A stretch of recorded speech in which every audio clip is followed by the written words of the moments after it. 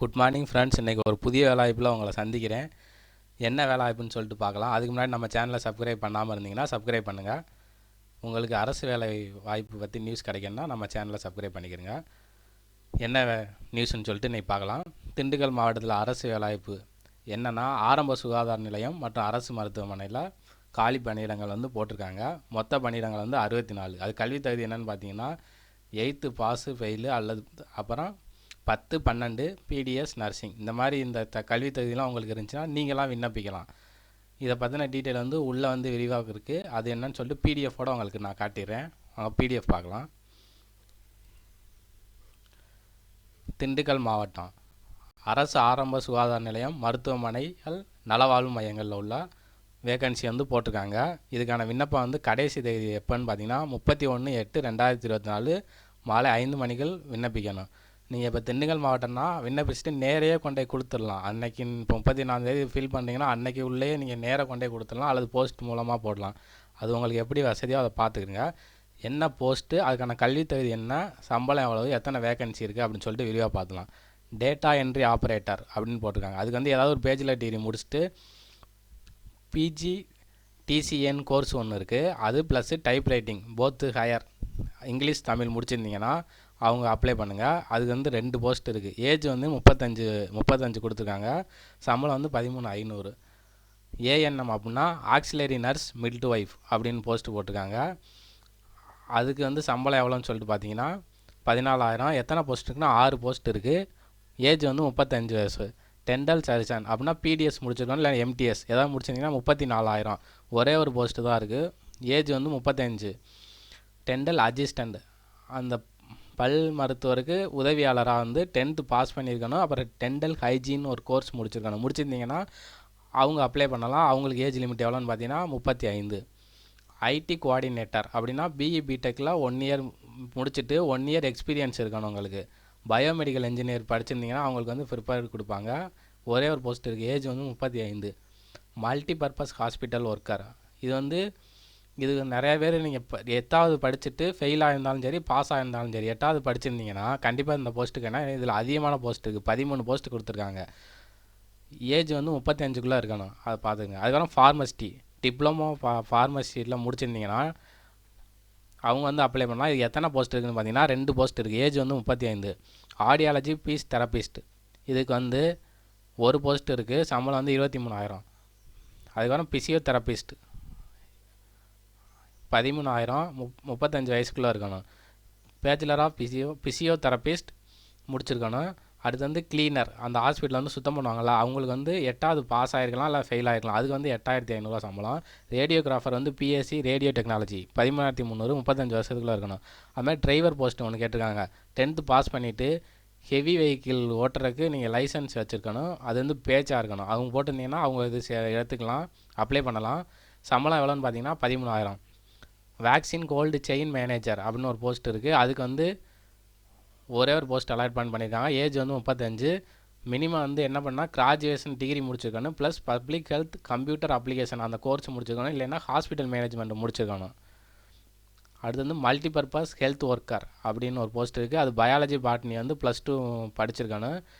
அடுத்து must possess 2 years அப்படின்னா 2 வருஷம் ஹெல்த் ஒர்க்கராக ஒர்க் பண்ணியிருக்கணும், அல்லது health inspector sanitary inspector course நடத்துவாங்களா, அந்த கோர்ஸ் முடிச்சிருந்தீங்கன்னா நீங்களும் அப்ளை பண்ணலாம். அதுக்கு ஏஜ் 50 வருஷம், 50 ஏஜ் வரை கொடுத்துருக்காங்க. அதுக்கு எத்தனை போஸ்ட்னா 6 போஸ்ட் இருக்குது. அதனால் அதுவும் அப்ளை பண்ணுங்கள். அதுக்கு RMNCH கவுன்சிலர்னு சொல்லிட்டு ஒன்று போட்டிருக்காங்க. அது பேச்சுலர் டிகிரி முடிச்சிருக்கலாம். Social work, public administration, psychology ஏதாவது ஒரு டிகிரி முடிச்சிருந்தீங்கன்னா அவங்க இதுக்கு அப்ளை பண்ணலாம். சம்பளம் 22,000. ஏஜ் 40 வயசு. மிட் லெவல் ஹெல்த் ப்ரொவைடர், அது general nurse midwife BSc nursing முடிச்சிருந்தீங்கன்னா அப்ளை பண்ணலாம். மொத்தம் 13 போஸ்ட் இருக்குது. 50 வயசு வரை அப்ளை பண்ணலாம். டிஸ்ட்ரிக்ட் குவாலிட்டி கன்சல்டேட் அப்படின்னு ஒரு போஸ்ட் இருக்குது. பேசிக் degree dental, AYUSH, nursing, social science, life science graduate ஏதாவது முடிச்சிருந்தீங்கன்னா அவங்க அப்ளை பண்ணலாம். ஒரு போஸ்ட் இருக்குது. 45 வயசுக்குள்ளே உள்ளவங்க அப்ளை பண்ணலாம். ப்ரோக்ராம் கம் அட்மினிஸ்ட்ரேட்டிவ் அசிஸ்டண்ட், ஒரு கிராஜுவேட் முடிச்சுட்டு எம்எஸ் ஆஃபீஸ் முடிச்சிருந்தீங்கன்னா அவங்க அப்ளை பண்ணலாம். 45 வயசுக்குள்ளே இருக்கணும். அது மாதிரி கவுன்சிலர் சைக்காலஜிஸ்ட் ஒன்று இருக்குது. எம்ஏ அல்லது எம்எஸ்சி சைக்காலஜி முடிச்சிருந்தீங்கன்னா அவங்க அப்ளை பண்ணலாம். ஒரு போஸ்ட்டு 40 வயசுக்குள்ளே இருக்கணும். அடுத்து வந்து சைக்காஸ்ட்ரிக் சோசியல் ஒர்க்கர் வந்து எம்ஏ சோசியல் ஒர்க்கர் முடிச்சிருக்கணும். முடிச்சிருந்தீங்கன்னா ஒரு போஸ்ட் இருக்குது, அவங்களுக்கு ஏஜ் வந்து 40 வயசு. ஸ்டாஃப் நர்ஸ் 7 போஸ்ட் கொடுத்துருக்காங்க. Diploma or degree in general nursing அல்லது diploma degree in psychiatry nursing இது முடிச்சிருந்தீங்கன்னா அவங்க அப்ளை பண்ணலாம். இந்த போஸ்ட் எல்லாத்தையும் யாருக்கு என்ன குவாலிஃபிகேஷன் இருக்குன்னு சொல்லிட்டு பொறுமையாக பார்த்துட்டு அதுக்கு ஏற்ற மாதிரி அப்ளை பண்ணுங்கள்.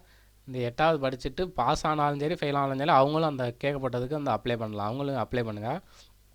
என்ன டேட்டுக்குள்ளே அப்ளை பண்ணால் 31/8/2024 5 மணிக்குள் என்னென்ன சமர்ப்பிக்கணும்னா கல்வி தகுதி. இப்போ 8th முடிச்சிங்கன்னா 8th சர்டிஃபிகேட் வச்சுருப்பீங்க, அது பண்ணணும். 10th 10th, இப்போ பிடிஎஸ்னால் பிடிஎஸ் அந்த மாதிரி கேட்குறத வச்சு அது ஒன்று. அது இருப்பிட சான்றிதழ் நீங்கள் நேட்டிவிட்டி சர்டிஃபிகேட்னு சொல்லிட்டு வாங்கணும், அந்த சர்டிஃபிகேட் வைக்கணும். அதுவும் கொரோனா காலத்தில் நீங்கள் பண்ணியாட்டிருந்தீங்கன்னா அதுக்கு ஒரு எக்ஸ்பீரியன்ஸ் சர்டிஃபிகேட் கொடுத்துருப்பாங்க, அந்த சர்டிஃபிகேட் அட்டாச் பண்ணணும்.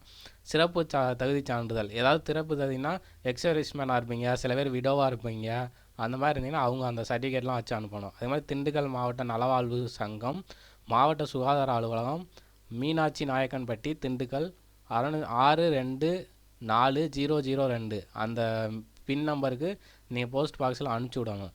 அலுவலக வந்து நேர்லேயே வந்து கொடுக்கலாம், அல்லது அவங்க விஷயத்தையும் நீங்கள் தகவல் தெரியும்னா அங்கே போய் நீங்கள் அறிஞ்சிக்கலாம். உங்களுக்கு டவுட் இருந்துச்சுன்னா இந்த வலைதள முகவரி கொடுத்துருக்காங்க, இதில் நீங்கள் செக் பண்ணிக்கிறங்க. அது மாதிரி இமெயில் ஐடியும் கொடுத்துருக்காங்க, அதுலேயே உங்களுக்கு டவுட் இருந்தால் கேட்டுக்கலாம். திண்டுக்கல் மாவட்டத்தை சேர்ந்தவங்களாக இருந்தால் உங்களுக்கு வந்து முன்னுரிமை தருவாங்க. அதனால் திண்டுக்கல் மாவட்டத்தை சேர்ந்தவங்க வந்து இந்த வாய்ப்பை வந்து மிஸ் பண்ணிடாதீங்க. நிறைய வாய்ப்பு போட்டிருக்காங்க, அதனால் யூஸ் பண்ணிக்கோங்க. இந்த அப்ளிகேஷனுக்கு மேலே பார்த்தோம்னா பிடிஎஃப், அது கீழே வந்து அப்ளிகேஷன் ஃபார்ம் கொடுத்துருக்காங்க. நீங்கள் வேறு எங்கேயும் தேட வேணாம். அந்த அப்ளிகேஷன் ஃபார்மு நான் பிடிஎஃப் வந்து உங்களுக்கு கீழே கொடுத்துருவேன். நான் அந்த டிஸ்கிரிப்ஷன் பாக்ஸில் பிடிஎஃப் ஃபைலில் கொடுத்துருவேன். நீங்கள் அப்படியே டவுன்லோட் பண்ணிட்டு பிரிண்ட் அவுட் எடுத்து அப்ளிகேஷன் ஃபில் பண்ணி கொடுக்க வேண்டியதான். இந்த அப்ளிகேஷன் ஃபார்ம் இதுதான் பார்த்துக்கிறங்க. எல்லாம் பாஸ்போர்ட் சைஸ் ஃபோட்டோ ஒட்ட வேண்டியதான். அது உங்கள் பேர், விண்ணப்பதாரர் பேர் எழுத வேண்டியது, என்ன பதவிக்கு விண்ணப்பிக்கிறீங்கன்னு சொல்லிட்டு இந்த இடத்துல எழுதணும். அதுக்கப்புறம் உங்கள் பேர், தந்தை கணவர் பெயர், ஆண் பெண் அப்படிங்கிறத எழுதணும். அது டேட் ஆஃப் பர்த்து, வயது, எஜுகேஷன் குவாலிஃபிகேஷன் என்ன முடிச்சிருக்கீங்களோ அது இந்த இடத்துல. அதுக்கப்புறம் ஆதார் கார்டு நம்பர் எழுதணும். ஸ்பெஷல் கேட்டகரி, அதாவது எக்ஸ் சர்வீஸ் மேனு, டெஸ்டி உமன், கைவிடப்பட்ட விதவைகள், ஆதரவு விதவைகள், அப்புறம் கைவிடப்பட்ட பெண் இந்த மாதிரி இருப்பீங்களா, அதனால் டிஃப்ரெண்ட் ஏபிலிட்டி பர்சன், உடல் ஊனமுட்டவங்க அவங்களாம் இருந்தாங்கன்னா அதில் வெளில போய்க்கலாம். உங்களை கைபேசி எண், மின்னஞ்சல் முகவரி உங்களை இருந்துச்சுன்னா கொடுங்க, அப்படி இல்லைனாலும் ஒன்றும் பிரச்சனை இல்லை. அடுத்து ஆனால் ஃபோன் நம்பர் வந்து கண்டிப்பாக கொடுத்துருங்க. அதுக்கப்புறம் உங்களுக்கு எக்ஸ்பீரியன்ஸ் சர்டிஃபிகேட், இந்த கொரோனா காலத்தில் களப்பணி ஆட்டிருந்தீங்கன்னா அவங்க அந்த எக்ஸ்பீரியன்ஸ் கேட்குறாங்க, அது இந்த இடத்துல ஆச்சு எஸ்ஆர் நோன் போட்டு அட்டாச் பண்ணிடுங்க. நிரந்தர வீட்டு முகவரி, தற்போதைய வீட்டு முகவரி, அது ரெண்டையுமே இந்த ஃபார்ம் இந்த இடத்துல ஃபில் பண்ணிடுங்க. கண்டிப்பாக உங்கள் சைன் இருக்கணும். சைன் இல்லைன்னா அப்ளிகேஷன் வந்து எப்போவுமே ரிஜெக்ட் பண்ணுவாங்க. ஆனால் சைனு கண்டிப்பாக செக் பண்ணிடுங்க. இடம் தேதியை ஃபில் பண்ணிவிட்டு அவங்க சொன்னதெல்லாம் அந்த பாஸ்போர்ட் சைஸ் ஃபோட்டோ அட்டாச் பண்ணிவிட்டு உங்கள்கிட்ட என்னென்ன கேட்டாங்களோ அந்த சர்டிஃபிகேட்லாம் வச்சுட்டு செல்ஃப் அட்டஸ்டட் காப்பி வச்சுட்டு சொந்தமாக சைன் பண்ணிவிட்டு அதெல்லாம் நீங்கள் இது பண்ணுங்கள். கீழே வந்து என்னென்ன என்க்ளோசர் பண்ணான்னு சொல்லிட்டு கேட்டிருக்காங்க. 2 ரீசன்ட் பாஸ்போர்ட், 2 கலர் ஃபோட்டோ வச்சுக்கிறங்க. அப்புறம் SSC HSC mark sheet, community certificate, நீங்கள் தமிழ் வழியில் படிச்சிருக்கான சர்டிஃபிகேட்டுன்னு 10th 12th மார்க் ஷீட்டை வச்சே பார்த்துக்குவாங்க. அதனால் அதுக்குன்னு எதுவும் தனியாக ப்ரூஃப் தேவை கிடையாது. நேட்டிவிட்டி சர்டிஃபிகேட் வைக்கணும், ரெவன்யூ டிபார்ட்மெண்ட்டில் வாங்கி. ஓட்டர் ஐடி பஞ்சாயத்து முனிசிபாலிட்டியில் வாங்கினது ஏதாவது ஒன்று நேட்டிவிட்டி வச்சுட்டா சர்டிஃபிகேட் வாங்கியிருந்தால் போதும். இல்லைன்னா ஓட்டர் ஐடி கூட அதுவும் ஒரு நேட்டிவிட்டிக்கு தான், உங்களுக்கு எங்கே இருக்குன்னு ப்ரூஃப் ஆயிரும். ஆதார் கார்டு, அப்புறம் வந்து கான்டாக்ட் சர்டிஃபிகேட் வந்து யாராவது குரூப் ஏ ஆஃபீஸர்கிட்ட லோக்கலில் வாங்கி கவர்மெண்ட் ஆஃபீஸர்கிட்ட வாங்கி ஒப்படைக்கணும், அதையும் அட்டாச் பண்ணணும். இந்த டிஃப்ரெண்ட் ஏபிள்டு பர்சன் இருப்பாங்களா, இந்த உடல் ஊனம், அவங்க வந்து பிளாக் மெடிக்கல் ஆஃபீஸர்கிட்ட சர்டிஃபிகேட் வாங்கி அதை சப்மிட் பண்ணணும். அப்புறம் வந்து ஃபார்மசிஸ்ட்னால் அவங்க பதிஞ்சிருப்பாங்களா, அந்த சர்டிஃபிகேட் வைக்கணும். எக்ஸ்பீரியன்ஸ் சர்டிஃபிகேட், இந்த கோவிட் டைமில் ஒர்க் பண்ணவங்க அந்த சர்டிஃபிகேட் வைக்கணும். இப்போ ஒர்க் பண்ணுறவங்களா இருந்தால் நோ அப்ஜெக்ஷன் சர்டிஃபிகேட், என்ஓசின்னு சொல்லுவாங்களா, அந்த சர்டிஃபிகேட் வைக்கணும். வச்சு இது எல்லாத்தையும் 31/8/2024 நீங்கள் வந்து இந்த அட்ரஸுக்கு அப்படியே அனுப்பிச்சுருங்க. இந்த அட்ரஸ் இங்கேயே கொடுத்துருக்காங்க பாருங்கள், இந்த அட்ரஸுக்கு நீங்கள் அனுப்பிச்சுருங்க.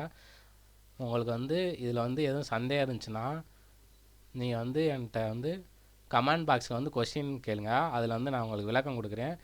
அது மாதிரி அப்ளிகேஷன் ஃபில் பண்ணுறது ரொம்ப ஈஸி. இதை நீங்கள் பிரிண்ட் அவுட் எடுத்துகிட்டு அப்படியே அப்ளை ஃபில் பண்ணிட்டு உங்களுக்கு டைம் இல்லை அனுப்பி விட்றதுக்கு நேரம் ஆகும்னா நேரே கொண்டு போய் கொடுத்துட்டு வந்துடுங்க ஆஃபீஸில்.